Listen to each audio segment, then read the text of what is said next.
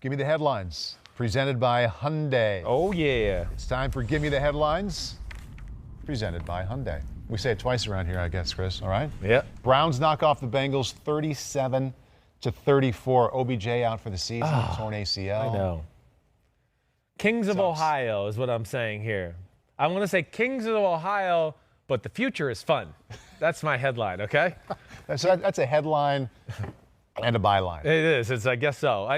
There's so many things I wanted to say about this, but Kings of Ohio goes to Cleveland because they beat Cincinnati twice this year. Props to Baker. But a lot of fun games, and Baker was phenomenal. Yes. Yeah. That was almost my other headline. There was a sign at the game yesterday that said Joe Ohio. Yeah. For like Joe Burrow in Ohio. Mm-hmm. And I wanted to maybe say, well, if it's Joe Ohio, then it's Baker Natty, right? But that didn't sound that right coming out of my mouth, so I didn't want to do that. I know the Senate. Pete says no. Yeah, he said no. So we're going with the Kings of Ohio, as in the Cleveland Browns. But the way the game started, Baker Mayfield, he starts 5 in a row. 0-5. Yeah. 0 for 5 in an interception. Based off of last week. Yes. Got to throw that in there. Right. So you're thinking, oh my gosh, right? Yeah. he's in his own head. He's lost it. I really was going. I can't believe this is Baker Mayfield. Yeah. I was sitting there doing that. Yeah. And then 21 in a row. And then we're sitting there watching the game, and we have a guy that kind of keeps stats and track of things in the game in the room. And, I go, man, Baker looks like he's completed a bunch in a row. That's 12 in a row. What? That's 12 in a row? Yeah. Hey, it's 20 in a row. What? 20 in a row. And it's not like they were all easy passes. They were down the field. Saturday, Big Ten football's back. So now it feels like a real college football season at my house. Quarterback for Wisconsin went like 20 or 21 or something. Was it Cone? Those were Graham Mertz. Oh, Graham Mertz for Jack. We had him in that All-Star game in San Antonio a couple years ago. Great kid. But guys were wide open. I mean, I never went 20 for 21. So, hey, kudos to him. But he was throwing to wide open guys. Yeah. Like Baker was pounding the ball in there in some tough spots. Very tough spots. Down the field, outside the numbers, threw the ball great yesterday. He really did. I don't know. It looked like the old Baker to me. Yeah. Never lost control of the ball. And he doesn't get the headline, but Joe Burrow was that's why I wanted to say that was where my byline future is fun. Yeah. Because that's what I mean. I mean, the future is fun in Ohio regardless. Yeah. Hopefully. But Joe Burrow, it's better every week. He's had an awesome start. He really has. Even last week, I just went, oh, look at this. They're starting to be more aggressive, throwing the ball down the field. They're doing that. That continues yesterday. And, T. Higgins making plays that way. So, no, it's really cool to see.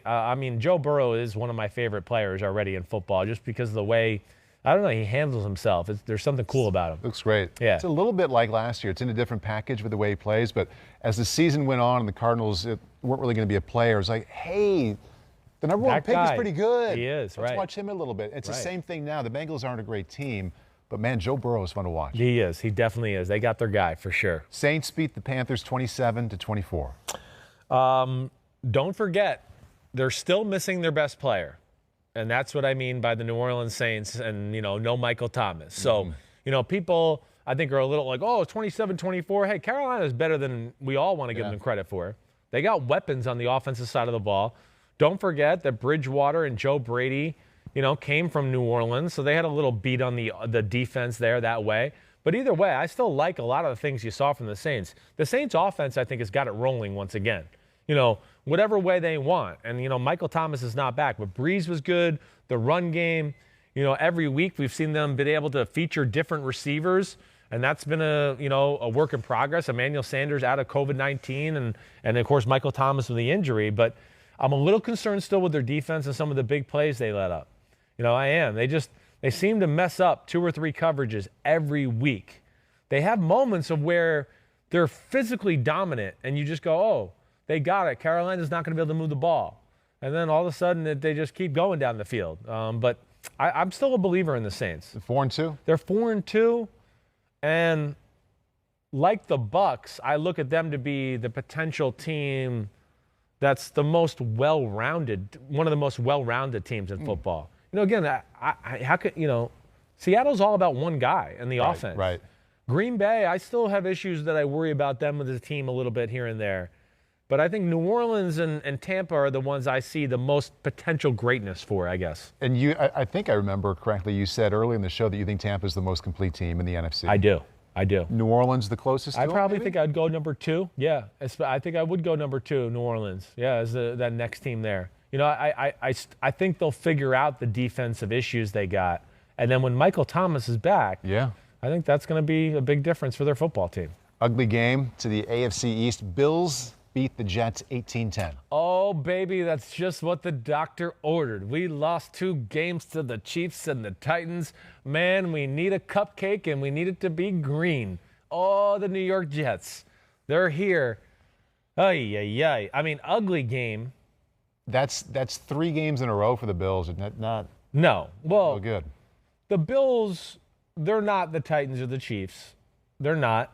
And the Bills, a little like, you know, again, back to Kyler Murray and Russell. It's all on one guy. It's all about drop back and throw it, and our pass game's got to carry it. We can't run the ball. We can't really play defense that good. Josh Allen, Brown, Diggs, Beasley, you guys got to make it happen. That defense, is that a surprise for you that you're saying that about them? Yes, it is. I would have never thought I would have said that. But it's as I know you're kind of in and out, but I have broken them down a few times throughout the year where I've been saying there's issues here. And it'll continue to be an issue. It's not going to get fixed. Yeah. As good as McDermott is, they have true talent issues, and they're compromised a little like some of the other teams we've talked about. They can't rush the passer, and they can't play a man-to-man. So when you don't have either one of those things, that's really tough to be good. Right. It is. Misery loves company against Exactly the right. Patriots next week. Right. So that's going to be an interesting one. But either way, they found a way to get it done. Yeah. Greg Williams is a smart guy, too. You know, even though that Jets defense doesn't have talent, he knows how to take away certain aspects and schemes of an offense that make it work, to where I'll be interested just to look at what he did on that side of the ball. And, hey, the Jets had a freaking chance. It's 10-3. They got the ball. You're going, ooh, they might go down to get a field goal. And Sam Darnold throws a really bad interception. I just can't believe he threw it. It gave the Bills the chance to kick a field goal and make it a 10-6 game at half, and they just field goaled them to death throughout from there on out. But, yeah, I worry about the Bills just because it's too much on one guy to have to lead the team in rushing and passing every week, just about. And like some of the other quarterbacks, he led his team in rushing, just like Russell Wilson did. And all, you know, to me, that's not a good thing. Right. You know, I totally agree. You know, it's not a good thing. Yeah. It's cool, but it's not good. It's not great for your team.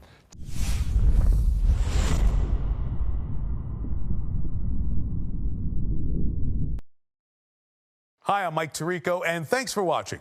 Make sure to hit subscribe for the latest news and highlights from NBC Sports.